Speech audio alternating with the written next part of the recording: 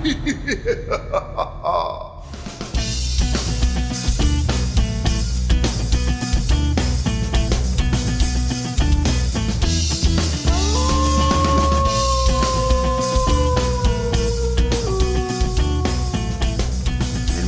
to a very spooky episode of the 𝙎𝙤 and Bops podcast. I am producer Tom. I'm one of your hosts, Joe. And I am still Mike.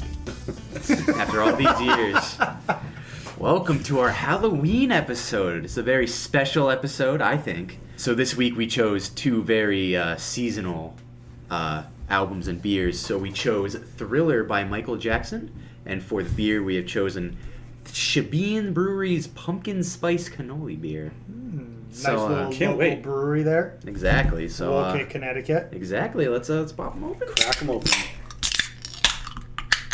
Oh, yeah.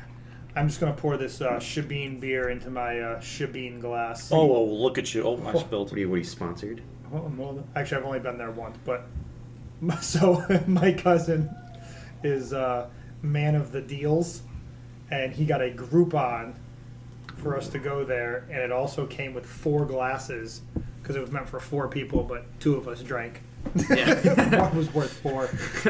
I believe I got one of those glasses. And then then I transferred one to you. Transferred. I didn't need 2. Oh, thanks.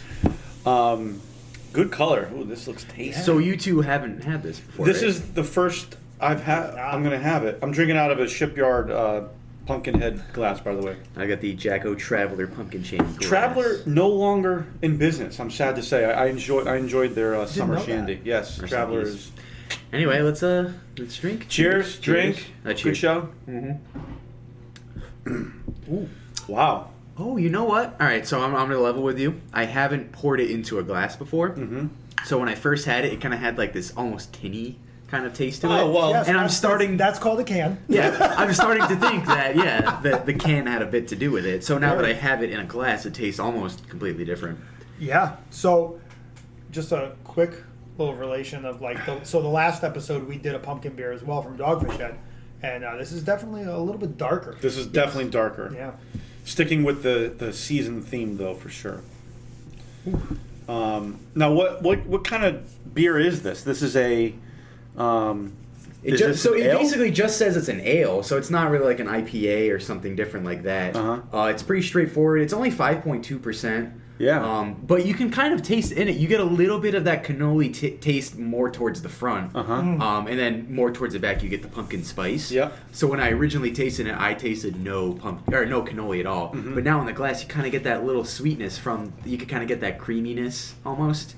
Yes. In that front. I just got it there. Yeah. There you go. Doesn't help when you're having garlic bread along with the. That doesn't clean the palate? No, not at all. In fact, it's quite opposite. But no, I do taste the cannoli flavor for sure. This is good.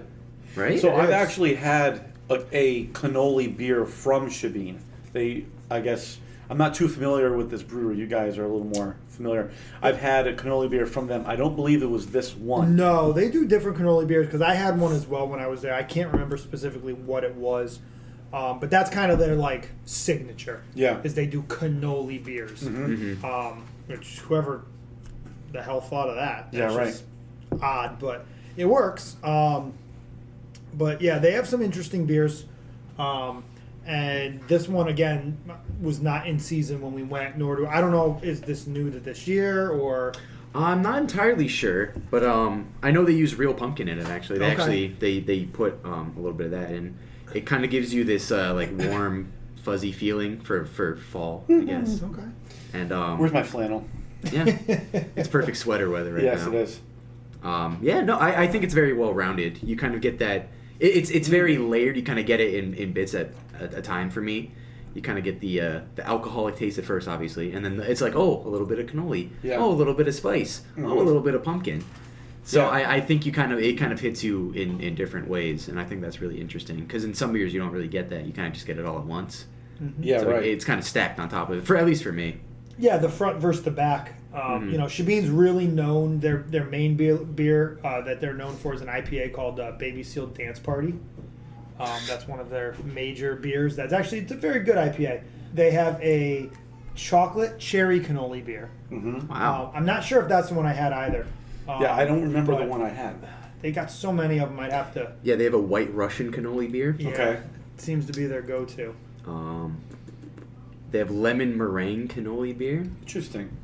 They have a bunch of those kind of. They also have an Oktoberfest too. Interesting. So they've got a whole different array of beers too. Mm-hmm. Yeah. They have like fruity beers. They've got like the spicy kind of, not spicy, but like spiced beers. They have Yeah. a bunch of different IPAs.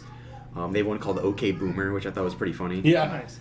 Yeah, they've got a pretty big range for the small town brewery. Wolcott, Connecticut, not too big, but small little place, but do have some very flavorful beers. Yeah, I could see me like sitting down in like a flannel, just kind of enjoying some kind of fall festive activities, drinking this specifically. In the pumpkin patch, choosing Yep. the right filter for your selfie. Oh, absolutely. Yeah. Hashtag fall. It comes in a 16-ounce can. Yep. Pretty standard can design. Definitely not going to pop out and be like, Yeah. I find with craft beer sometimes you don't know a lot of these places Mhm. and they're not widely distributed. So you see the can and the can art is really what pulls you in, and then you just kind of hope that the beer tastes good. Yeah. They're not so much going for that. Yeah, not with this. Pretty basic can. The guy needs a manicure on it. It's a cartoon hand. Yeah, it's a cartoon hand holding what that looks to be like a thumbnail. coffee cup, and then Yeah. inside of that is a cannoli. Canola. In a pumpkin patch. Yeah. Yes. But again, but the beer again speaks for itself. It's got some good flavor. Yeah. I would think one or two of these is good for me at a time. Yeah. It's definitely very flavorful. Mm-hmm. So I'm not putting back a 4-pack in one sitting. But That's a norm for you, 4-pack in one sitting, right? Yeah. Well, that's not a problem for me. It's not a challenge. It's more of a It's more of a talent. A talent. But I'm thinking like 2 of these would probably, do me in for the time being, and then I'd move on to something else. And I almost see it as like a dessert beer. Yes. Ends I can the see night that, off yeah. I was a thinking bit the same well, thing. It's got a lot of flavor. Yeah, definitely. And I'm not even like super well known into all the Shebeen beers, but from what I can tell, they're all pretty solid. Because I bought this on a whim, basically. I went into a liquor store that's near where I work, and I was like, oh, that's a weird kind of combination of flavors I've never seen before. So I think the kind of uniqueness that it brings to it definitely is what sells it, basically. And obviously, it's for me specifically, it's a pretty quality beer. It is. It's not something you'd normally taste. No, and like we've said before, the alcohol content's a little lower. It's only like 5.2. Yeah. That's low, yeah. So that's kind of down there with your standard like lagers or low key IPAs and stuff like that. Yeah. Nothing too crazy. Cool. But Tasty. the flavor again, that's exactly it. It's very tasty. It's got a good flavor to it. Mm-hmm. It's quite a bit going on there. Definitely. Yeah. All right. Well, shall we transition? Transition. Yeah, let's, It's a big transition. I just do have to ask though. We're still not sure how it happened, but how did your beer taste with the barbecue sauce? So they're on the rim of my cup here. It just got like a dab. A little dollop. A little dab of like some brown undefinable liquid that's darker than the beer. So I don't know what my fridge had or your fridge had. There's a little schmutz on it that. Is it caked on and dried, or is it still moist to the touch? Oh, that's dried. Oh, you might have bought it like that then. Ooh. I don't Oh know. man, that was good. I might have to scrape that one off later. We'll get the ice pick. Well, here at the Hops and Bops podcast, we talk about a beer and an album, so it's time to move on to our next album. Big album. Big album. You In ever heard of fact, this? I've never heard of this. you've never I've heard of it? the album, but not the artist.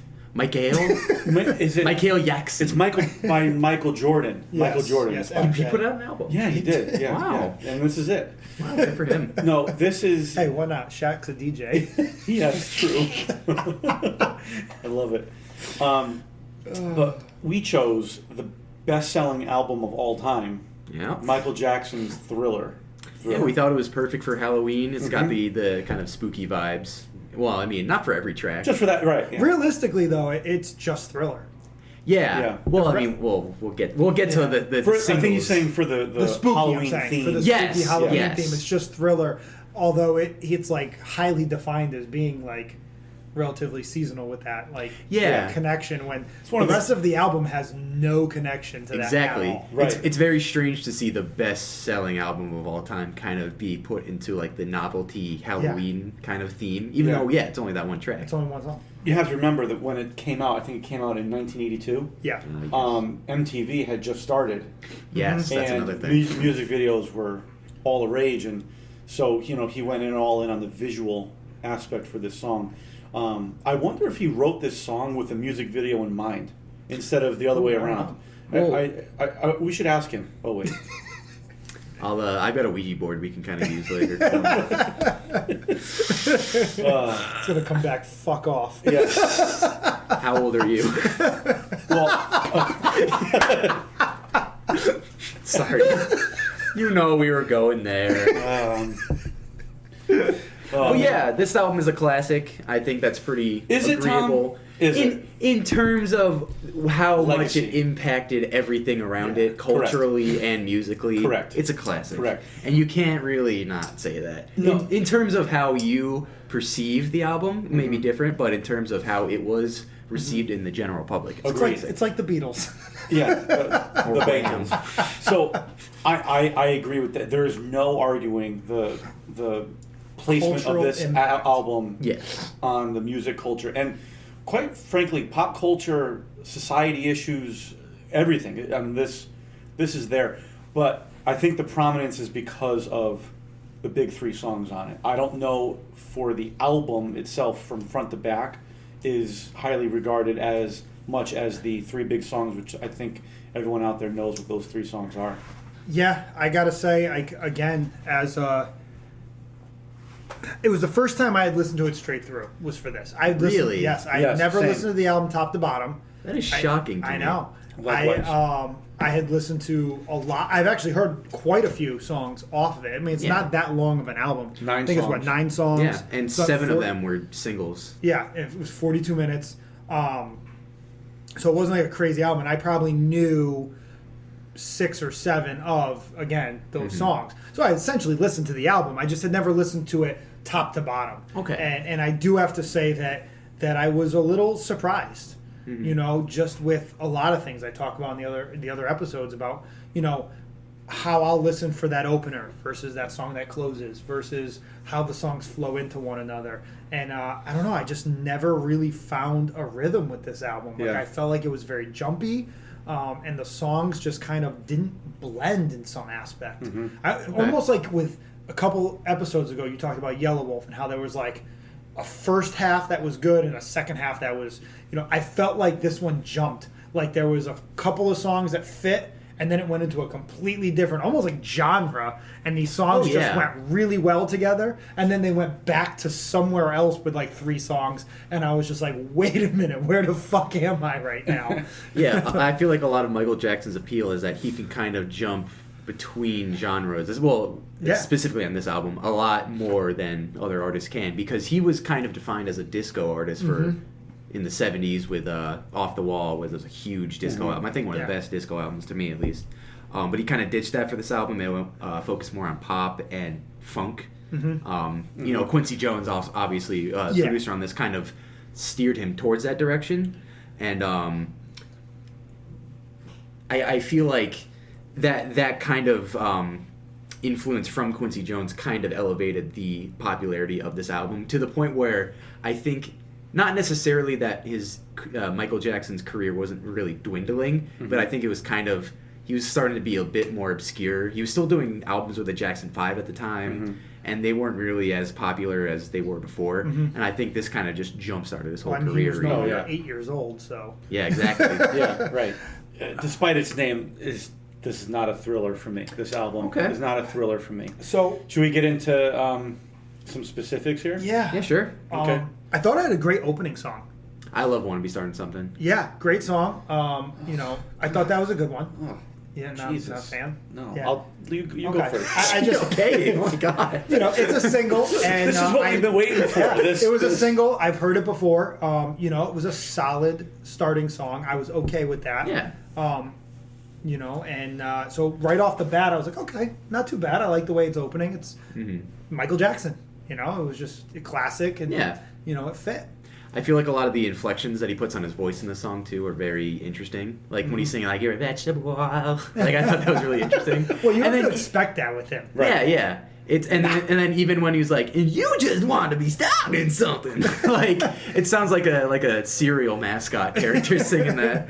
And he does it well though, and he does it throughout his whole career. Yeah, I would agree, and I would be remiss not to mention my mother's favorite lyrics from this. If you can't feed the baby, then don't have a baby, and don't think maybe if you can't feed your baby. Whoa. But I really like how he was kind of confrontational with a lot of people on this, because a lot of his songs beforehand are kind of like fun and joyful and lighthearted. But it's like you want to be starting something, you want to be like fighting with me, and then a lot of the lyrics on this are very like you want to start shit but you don't want to back it up kind of thing. So I thought that was pretty interesting. So Go ahead. for me, it's always instrumentally. Okay. As we've established. Yeah, Joe can't read. I Or can't write. read. Instrumentally, it's just too redundant. It's too monotonous. It's the same beat and something. Like all There's not songs. really like a bridge. No, either. it's the same thing, which I think all of us have pointed out songs like that in various episodes where there's just not enough dynamics for me. And honestly, other than the famous "Mama say, Mama sa, Mama musa" line at the end, this track is pretty forgettable for me. I know it's prominence, but nope. I do just want a little side note that I thought was pretty funny. So, again, I use Wikipedia just for like track listings and singles. Yeah. And they Shout do a out to all great- the English teachers out Yeah, there. they do a great job of just lining it up so we can look at it while we're talking.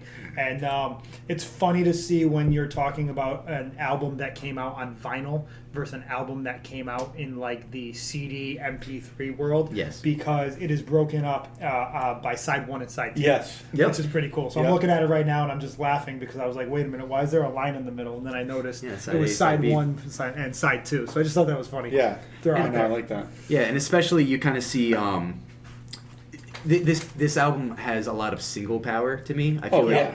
there were like 5 or so really big tracks on this and 4 not so big tracks. Mhm. And I feel like with the popularity of physical music being as prevalent as it was during this time, I feel like it kind of helped it to become the biggest selling album of all time. Correct. Because you don't really, especially at that time, you didn't really need to have like a really deep connecting theme for an album to be really good. As long as you have really good singles that'll play on the radio, all the little kids are going to buy it. Yeah. Right, and they did have 45s back then, and I think Thriller, Beat It, and Billie Jean were probably all sold as 45s. Yes. I'm sure. Yeah. 7 of them were. The only 2 that weren't were Baby Be Mine and Yep. The Lady in My Life. Okay. So those probably sold well on their own, but just back then there's no streaming services. There's no easy access to music. You got to buy the album if you want those songs. So once the big songs came out, people were buying the album, which brought the album to extreme levels of success, which you can't deny it. You can't listen. You can't deny the power of Michael Jackson, and this is one of his biggest ones. Yeah, I'd be safe to almost say that there were 6 solid songs, and then there were 3 that, in my opinion, were just kind of like not super great. Wow. Okay. I'd say, yeah. I gotta point something out here. Do it. Okay. All right. Clear the air. Michael Jackson's first ever featured artist was Paul McCartney, and we know, what a vocalist, what a bass player. Bring it on, Mike. And that had to have been the shittiest song on the album. And I have to say it for this one reason. You bring in a guy like Paul McCartney, you should be writing a fucking banger. And I don't know. I listened to that song and I had to put it as my very worst song on the album, because to have such 2 iconic names, Paul McCartney and Michael Jackson, and then to put out this like just bad ballad that just was like on what is claimed as one of the best, which is the best-selling record ever. Yeah. And that's the song the 2 of them do. I Right. was so disappointed. I felt the same exact way, Mike. I couldn't believe it. Like, to have a Beatle on it, and that's Yeah. the song you make. Like the line, "The doggone girl is mine." I get it. Like, you don't want to swear. You don't want the parental advisory. I get it, but Gosh dang girl. I don't know. It's so corny. I was very disappointed with that song. And then they're talking back and forth. Uh-huh. It felt like they were having like a pillow fight or something. Like, Yeah. it was. There's really no bite to the track. It just didn't line up. I don't know. It was 82. Oh man. So for me that track is, I understand why people would dislike it. I think the kind of charisma that they have together isn't really as strong as it should have been. Yeah. But which is surprising because didn't Michael or Paul 𝙁𝙗𝙗? Who the fuck is that? Paul 𝙁𝙗𝙗. I don't know. That's his cousin. This is what you get when you film 3 episodes at a time. Paul 𝙁𝙗𝙗𝙗. That's my new fake Maybe name. that's why the song sucks. I think so. It's the wrong Paul. Yeah, they actually got Paul 𝙁𝙗𝙗𝙗 on the album. They didn't get McCartney. They couldn't afford it. He plays cello. Anyway, Paul McCartney and Michael Jackson they're like good friends, and didn't Paul McCartney buy a lot of Michael Jackson's music? There was some controversy that I read about him owning like the masters to a lot of Beatles songs, and they wouldn't get rid of them, so it was like a big drama. I don't know obviously all the details, so the kind of playful fighting over a girl over the track is kind of fake when you kind of see like that kind of stuff behind the scenes. I'm not a lover, I'm a fighter. I've heard it all before, Michael. That was a solid Michael Jackson impression. I've been holding it in. Also, shout out to my roommate Paul. We would sing this song as a duet sometimes. Wait, it was Paul? really cute. No. Wait, what's the name I said? Paul Simmons. Oh, not Paul 𝙁𝙗𝙗𝙗. Paul 𝙁𝙗𝙗𝙗. Paul 𝙁𝙗𝙗𝙗𝙗, your roommate? I'm changing that. I'm changing my contact info on my phone now to Paul 𝙁𝙗𝙗𝙗𝙗. Fucking Paul 𝙁𝙗𝙗𝙗𝙗, Tom's roommate this whole time. But no, we would sing that track as like a duet sometime when we're just bored. Hello, Ace. I fucking can't, 𝙁𝙗𝙗𝙗𝙗. Oh, But shit. yeah, I think there are. If you listen to Say Say Say, which is a Paul McCartney song with Michael Jackson in it, it's another kind of 80s duo that I think they do better in terms of that kind of charisma and the connection that they have together. So We're sorry. We're I'm sorry. I'm still We're 6 episodes deep. This is the first time I cried. Oh shit. Oh god. All right. Well. Anyway. Whew, that's good. So shit. yeah, I was disappointed with that song. Like I said, just so much star power there, and they just, in my opinion, didn't do what it should have been. Because there were a few songs on this that Quincy Jones kind of took on his own. I know Thriller he did that with. I know there's a couple other ones. I think PYT maybe. Great song, by the way. Yes. Love that song. Great song. But I don't think The Girl Is Mine was a Quincy Jones song. I think that was one of Michael's like originals. So I could see why that wouldn't be as for writers, as it strong says as it Jackson. was. So, and producers Jones and Jackson. So. Oh yeah, okay. He So produced. it came from Michael himself. Yeah. But yeah, going to the next track, the title track on the album Thriller, I think personally, at least for me, that's my least favorite. I know that's the title track of the best-selling album of all time, right? But I think in terms of what the track wanted to be, it kind of wanted to be less of a novelty track than it kind of sounds like it is. Mm-hmm. But I think it kind of became so with time. You know, the album came out 38 years ago. So, granted, over time... Even the math teacher didn't know that. I wrote in my notes, you know. I said fucking Paul 𝙁𝙗𝙗𝙗. You're clearly not an English teacher. One of the most famous musicians of all time. Clearly, I don't have it tonight. Oh, God. But yeah, it's just so baffling to me that the title track on the best-selling album of all time is essentially Halloween pop. Yeah. You know, it's kind of corny. Yes, and it really is. I think for the time when it came out, it wasn't, but over time, I think it started to. It's been in too many Party City commercials for me. So. Right. Well, Well, again, I wonder what the influence of the music video era had on the making of this song. I wonder if he said, I need to get into the music video world. Let's make a song that will be a good music video versus let's make a killer song. Oh, by the way, we can make a cool music video for it too. I wonder what thought happened first. I don't know. Well, it's interesting you say that because the music video, though, did not come out for 13 months after that album debuted. Okay. So the album debuted in November of 82. Okay. But the music video didn't come out until December of 83. So that's 2 Halloweens. No, one. Well, one, but the album came out after Halloween of 82. Yeah. And then nothing Halloween of 83. So then you're looking at. Okay. Yeah.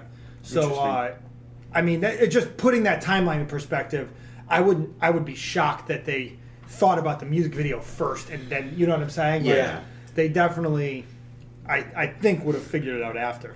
Mm-hmm. Definitely. But that was one of the big selling points about this album, is that music videos for this album were like, oh yeah, they're popping off. yeah, they were just coming left and right. I mean, you had Billie Jean, which was the first time he moonwalked. Yep. Which and that's with the lighted tiles. Right? Everyone knows him as, the guy who moonwalks.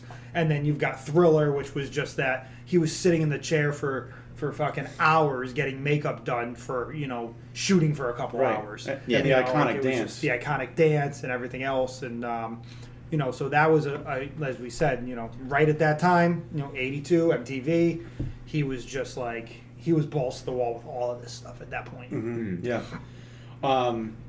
And then next up, Beat It. I mean, for me, that's my favorite Michael Jackson song of all time. Okay. I love it. It's a rockin' song. I mean, it features Eddie Van Halen on guitar solo. A free Eddie Van Halen feature, by the way. He did not take any compensation for that. Is that right? Wow. Yeah. Wow. I found that out the other day. I don't know why. Yeah, he can't keep the lead singer in the band. But Yeah. he'll throw a solo on a big song. So it's interesting how they say now Paul McCartney was Michael Jackson's first ever featured artist. Eddie Van Halen's not, as you said, it's free. He's not even listed on, the track Not or credited. anything. Not credited. Yeah. And they don't, like I said, you would think they would say that he has 2 featured artists on this album. Yep. There is no mention of him at all. Yeah, that's surprising. But he's in the music video, isn't he? Or is it just somebody else? It might be someone else. I don't know. Again, we probably should have. Yeah, I didn't really think of that. No, but it's organic. It's okay. Yeah. Yeah. We'll know by the end. Yeah. Actually, the band Fall Out Boy does a really good cover of it. Are you reading my notes? No. And John Mayer. John Mayer. I had it. John Mayer Covers is the Fall Out Boy featuring John Mayer. he's the covered Beat It. guitarist. Interesting. It is really good. It is Yeah. good. Give it a chance. Yeah, that's a really cool cover. They do some cool things with it. They switch up some tempos and different parts. That's a lot of fun. Yeah, for sure. But yeah, for me, that song is killer. It brings the album back for me. Yeah, this is one of the kind of changing moments I feel like in Jackson's kind of discography, because he kind of incorporates a lot more guitar and more rocking elements to this track, and I feel like that crossover into pop music as well as rock kind of elevated him to like superstar level. Right, definitely. I mean, he was already there, but this song kind of crossover for people who were into rock at the time too. Yeah, exactly. And right after this, you got Billie Jean, and I think it was you that mentioned it in our little Hops and Bops group chat, why they would put 3 of the biggest Michael Jackson songs back to back to back on this album. Right. We're almost looking at the album in hindsight. Yeah. Like, in hindsight, the 3 biggest songs are Yes. those Okay. songs. So as you're talking, I'm thinking, back then maybe they didn't anticipate Billie Jean to be as big, and they thought maybe PYT would be a much more pronounced song. Yep. So, in hindsight, yes, the biggest 3 songs are back to back to back, but maybe they didn't intend that to be. Mm-hmm. But it is just odd that it goes bang, bang, bang, and then, Yeah. And then Human Nature. yes. But yeah, no, I like Billie Jean. I feel like it's the most straightforward of the big singles. Yeah. But it still has that kind of appeal that a Michael Jackson song still has. Sticking with covers, Chris Cornell has a really good cover of this song. Yeah. I actually put Billie Jean as my favorite. Okay. I love Billie Jean. I also love, once again, when we go into lyrics, talking about the lyrics, it's about a woman named Billie Jean who is claiming that Michael Jackson, or the narrator of the story, is, the father of her child. And he said, Michael Jackson, that the song was about his brothers in the Jackson 5 and the groupies that would do this to them often, claiming that they had, a child that was by one of them, and they would have to refute it and go through that whole issue. you know, it's a deep song, you know, when you kind of listen to the lyrics, and just, it's always just got that, I don't know. It's always had that vibe for me. I just really, really like that song. And then we move on to Human Nature, and in my notes I have, and we're done here. Like the song, like pretty much that did it for me. It sounds like a Nokia ringtone to me. I see what you mean. Yeah, but again, it's the times. It's 1982. Yeah, I get it. I'm not naive in that way. But it's just not my taste. That's okay. Yeah, I think it's just a little bit too airy for me in parts. Yeah. You kind of want a little bit more out of it. And so the lyrical content's a little bit weird, which also doesn't bode well for the whole song. But it's a fine track for me. It's not the best, but I would say the singles are a little bit overplayed for me personally on this. So I kind of tend to go more towards the more obscure, not obscure, but like less played. Yeah. Right. So in terms of that, I kind of like turning it on more than I would like turning on, say, like a Thriller or Beat It. Mm-hmm. Granted, I wouldn't call it a better song than those two, obviously, but I tend to go towards the less played tracks. Yeah. So Makes sense. So it's fine. And then we have PYT, Pretty Young Thing. Yep. All right. I see you, Michael. All right. This one's cool. This is a cool song. Yeah, this one I love has this song. This one has a Bruno Mars vibe, but then again, Bruno Mars is influenced by Michael Jackson, so it kind of makes sense to me. Like when I hear it, I kind of hear as if Bruno Mars can sing it. Mm-hmm. Okay. And then it opens up with a very Earth, Wind, and Fire kind of intro, Yes. kind of high note guitar. That synth bass that yeah. he has. Yeah. But this was a good song. I enjoyed this song. And something I haven't mentioned to before, but I feel like everyone kind of knows, is that Michael Jackson has one of the best voices, I feel like, in pop in the 80s. Yeah. So, and that's kind of highlighted on PYT. I feel like his vocal riffs and his really, really high notes on this track are fantastic. I feel like not a lot of people can kind of round out what kind of style he can really do with his voice. And the music kind of lets Michael be strong with his singing while still keeping the song really danceable and fun. And so that's why it's one of my favorites. And also it's really fun to sing in falsetto for me too. Okay. Yeah. I could see that. And so I think the album kind of ends very differently from the rest of the album with the song Lady in My Life. It's the most like smooth and kind of a love-driven track. I personally, I know this is an unpopular opinion, but this is one of my favorite songs on the album. It's if you play this while you're with a female, that's a pants unzipping song. Or with whoever. Yeah, of course. Whoever you're into. Yeah, well, this is a unisex pants unzipping song. How about To be that? honest, with Michael Jackson, that's a dangerous comment. Yeah. This is an above 18 pants zipping song. I'm keeping that too. It's not the most popular track, obviously. It wasn't released as a single, but I think it's the most soulful out of all of the tracks, if that makes sense. And I think it's one of the calmest ways to end one of the biggest kind of left and right kind of all over the place album. Yeah. That kind of just slows it down and kind of just smooths it out to the very end. And I think it's one of the best slow jam ballads of all time. Whoa. Boom. I said it. Yeah, that's right. Tom dropped the hammer. Well, that's the thing. Sorry, I don't want to. Go ahead. I've known every single song off of this. Yeah. Even like the lesser known songs, I've known all of them, even without listening to the full thing. Well, right. Except for this one, I wasn't really like, it's kind of a slower one. You're not really gonna spend the time listening to it. So I kind of knew it more from a different point in my life, and I feel like that kind of changes the experience you hear with the song. And that's what this is all about. Yeah, We're all coming in from different avenues, so yeah. And I can't wait to say how badly you hate this song. Listen, I labeled it with 2 words: shitty ending. Okay. Yeah. Again, I just couldn't. It just ended so. I mean, it started off. I liked the beginning. Mm-hmm. Kind of died a little bit. Then you had your bangers in the middle when you had Beat It and Billie Jean and Thriller. Like, okay, these were the songs that it was kind of known for. And then it slowed itself down again, and then it just Pretty Little Young Thing. It was like, all right, we're back. Like, we've got something here. Yeah. And Yeah, then and this then ended it. And right. it just, I think that might be the biggest thing that got me on this was I was just confused the whole time. Mm-hmm. I was confused, and then, like you had mentioned, I even wrote this down, that there were different styles throughout the album. And you said that. Yeah. Him bouncing back and forth and that he can do that, which is great. I just could never... It was like as soon as I got a song that I got into and I got excited about, then there was a letdown. And then I went up and then it was a letdown. Okay. And I was just like, I don't know. It was like... Yeah. It's like blue balls every couple of minutes. So this song, I wrote down one word. I just said snooze. Mm-hmm. It was boring for me. I like ballads too.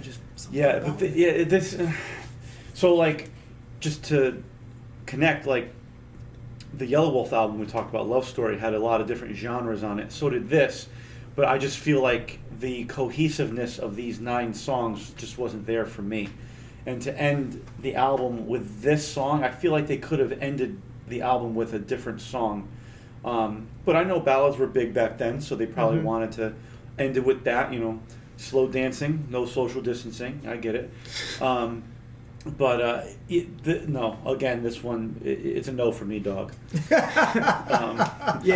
I feel like big no. Yeah, I feel like on this album, with so many of the songs being just ginormous, even outside of the scope of an album, it's hard to kind of wrangle them all together to put onto an album and then be like, hey, this is all of the same thing. Right. In a sense, this literally is almost like just a bunch of singles that were then glued together. Yeah. With a couple of fillers, which, Yeah, I feel like Michael Jackson was such a larger-than-life kind of personality-driven person, and I feel like that kind of carries over into this because a lot of the tracks are just too large almost to put onto an album to have it all be cohesive and kind of flow well together.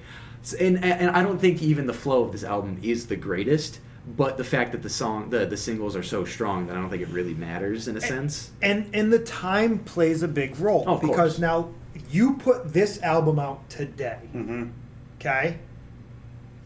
I have a feeling that not many people are going to purchase the entire album. However, people are going to go on to their streaming services or iTunes or whatever, and they're going to purchase the singles, and that's what they're going to listen to. Right. I don't know many people that would listen to this album top to bottom. I don't know many people that listen to an album top to bottom anymore, period. Right. Like, sometimes I talk to people, and I'm like, oh, it's a great album. And they're like, oh, what song was on it? Like, what? Like, they only want to hear that one that was on the radio, or you have to almost convince people now to listen to an album top to bottom. Right. Yeah. And back then, you bought your vinyl. Yeah, you had your 45s and things like that, but for the most part, you went out and you bought your vinyl. Exactly. And you played it, and when it was over, you flipped it and you played the back half.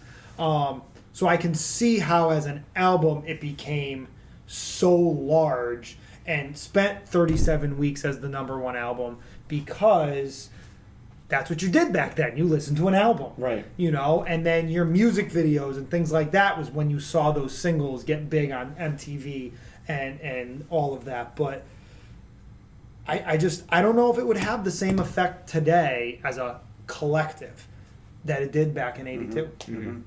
Agreed. Okay. But I do want to say, I think maybe out of the 3 of us, I was the least. I wasn't as much of a fan of the album. But I do want to say, like, I'm not saying Michael Jackson sucks. Like, he's a cultural icon, and I admire a lot of the work he did as a songwriter, as a musician. But if we're doing what we're doing here, and we're talking about albums, and in a vacuum, yes, this just didn't do it for me, but doesn't tarnish his legacy one bit. Oh no, of course not. I don't think any of our opinions are ever going to tarnish his legacy. The Hops and Bops guys didn't give it a good Those score. guys, He's going down. Yeah, we're gonna take him down. Yeah, Sell the estate. Yeah, I was gonna say. It's over. Yep. We're getting sent to Neverland Ranch. Oh man. All right, key tracks. Yeah. For me, my favorite track will always be "Beat It." I love that song. I'll always go to that song to rock out. With your cock out? That's Joe's personal time song. Screw you guys. Doom, doom, doom, doom. Has a good tempo, okay? Billie Jean's mine. I like the lyrics. I just love kind of the theme of the song and the vibe the song gives out. It's a little more personal. Mhm. You can tell that in the song itself. And yeah, it's always been kind of my go-to, one of my favorite Michael Jackson tunes. So that was my number one. Yeah, realistically, you can put a lot of like the big three singles on here as your favorite, but I personally would go with PYT, Pretty Young Thing. It's got a nice use of guitar and synth bass in the beginning. I think the drums are a little bit basic. They're just kind of really simple 4/4-bit drums. I think that could have been improved on, but I feel like Michael's singing and his vocal riffs are really what ties this song together and kind of sends at least most of the end of the album on a high note. The music lets him be strong, but it's still a danceable vibe, and it's just a good time all around for me. Yeah. So what was your least favorite track? So my least favorite track was This Girl Is Mine. As I mentioned before, I think that just when you put two iconic people like that, superstars together, I just expect good things, and it was just a dud for me. It was very low key. It just didn't have a lot going for it, and I was just a little disappointed. Mm-hmm. Like I mentioned before, I think the title track is my least favorite. It got a little too corny as time goes on. I feel like the style that it went for of kind of the Halloween pop song, while it was really super adventurous for the time, doesn't really stand up as well now. And it kind of became the thing it tried not to be in terms of being kind of a dud for me. I agree with Mike. My least favorite song is This Girl Is Mine. Reasons have already been said, so for those reasons, I'm out. Okay, Mark Cuban. And for that, I'm out. You got a couple dark horses? Dark horse. Tom, what do you got? Yeah, man. Well, I went with The Lady in My Life. I think it was, like I mentioned before, I think it's one of the best ways to end an album kind of like this. I don't think necessarily you want to go out with the biggest, like, craziest song. I feel like kind of a nice, gentle slide out of a track is kind of... Well, he also slid out. Never mind. Sorry. That's what she said. I think this track is, obviously it's not the most popular, but it's one of the funnest to sing. Obviously I'm a singer, so I kind of take songs in a different direction in terms of how I listen to them and replay them over time. Yeah. And so when you have a song that's as strong vocally as that is, it's one of my favorites and a dark horse definitely for me. I went with PYT. It was one of the later. It was the sixth single off this album. Mm-hmm. It was a later track in the album, but I thought it just had a lot of fire and power. I mean, it was a good song, fun listen, catchy. Again, not having ever listened to this album top to bottom before, I knew this song. You know what I mean? And obviously the Billie Jeans, Beat It, Thriller. But then to go and listen and all of a sudden this song comes up, like, oh, I know this song too. I didn't realize, whether I knew the name or not. It was just kind of like popped out as that single you kind of didn't remember. Yeah. Yeah. That's a great way to say it, the single that you don't remember. So for that reason, I also chose PYT as my dark horse. This was a great song. I'm happy that this song was included on this album because overall the album just didn't do it for me. So to have this along with the big three was a good thing for me. Let's rate it. All right, yeah. So I'm excited to hear what you guys rate this because you've been kind of alluding to the fact that like the past week or so that you guys have been like kind of offset by this kind of this release. So I'm excited to hear what you guys have to say. All right. I'll go in the middle between you two. Okay, sounds good. So I'm gonna start off. My rating is a 3 out of 5 bops. Okay. Yeah. Yeah, that's not that bad. It isn't bad. Here's why. Okay. I was gonna go 2.5, but you just can't argue with the prominence of this album, the cultural significance of this album, and plus 3 huge songs, 1 bop each. 3 out of 5 bops for Joe. Okay, that's respectable. So I just want to say out there that I think it's a little bit difficult to kind of put a rating on such a classic album. Yeah. There's not really in my mind. There's not really a bad song on it. There's not a song that I hear and I'm like, oh god, that sucks, and then I turn it off. But I feel like I've gotten pretty much everything I can out of every track here. So I would put it at a 4 out of 5 for me. It's not really like a thematic or doesn't really have a deeper message to it. It was a pretty straightforward pop album, but it had those kind of genre hopping qualities that I really like to it. The fundamentals are done so well that Quincy Jones really only had to tweak a little bit of it, and it became the best-selling album ever for a reason. I don't seek this album out too often personally, but I think it's a classic for a reason, so I gave it a 4 out of 5. Nice. Yeah, I went with 3.5. 3.5 bops. Again, am I going to go listen to this album top to bottom again? Probably not. No. It just wasn't for me. Yeah. But you're also talking about 1982. I wasn't born till 89, so it was well before, kind of my time and when I got into music and things like that. But iconic album, great singles. It's just unfortunate that a handful of songs really kind of struggled, in my opinion, on the album to make it cohesive from top to bottom.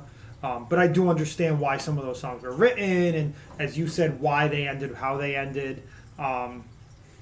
But again, for the influence that it had and the singles it put out and the music videos it put out and all of that stuff, I mean, it still has its place, obviously, in the music world, and obviously the best-selling album of all time. And so I gave it 3.5. Mm-hmm. Sounds good. Yeah, we got to be respectful to Paul McCarthy, or whatever his name was. McCarthy? I forget the name. Canarchy. It was Canarchy. Paul Yeah. Canarchy. Yeah. That's what it He was. gave it a 3.5 just for Paul Canarchy. All right, let's talk about this beer. Yeah. You started this one, so let's go, man. All right. What are you doing For with this? Shebeen's Pumpkin Spice Cannoli, I'm feeling probably about a 3.5 out of 5 for me. Ooh, voice crack there. Puberty's a bitch. I know. It's got a lot of flavor, and I really like that the kind of layers that it has. And the cannoli you can actually taste, because before I didn't taste it, and I'm really excited that once you pour it into a glass, kind of brings out those kind of flavors. I wouldn't really, like Mike alluded to before, it's not something you want to drink all day. You can have a few and then you're done. So I think the long-lasting appeal of it isn't something that works for it. But I think that what you get out of it, you get a solid beer, something that has a lot of textures to it, and 3.5. Yeah, I'm saying the same thing. 3.5 hops. It's kind of a novelty beer, in my opinion. Difference between seasonal, again, I go back with the Dogfish Head stuff, seasonal, a little more drinkable. This, in my opinion, is a little more novelty. You have one or two, you get it when you go to the brewery. I don't know if I'd ever buy a 4-pack, in my opinion. And if I did, it would last a little while.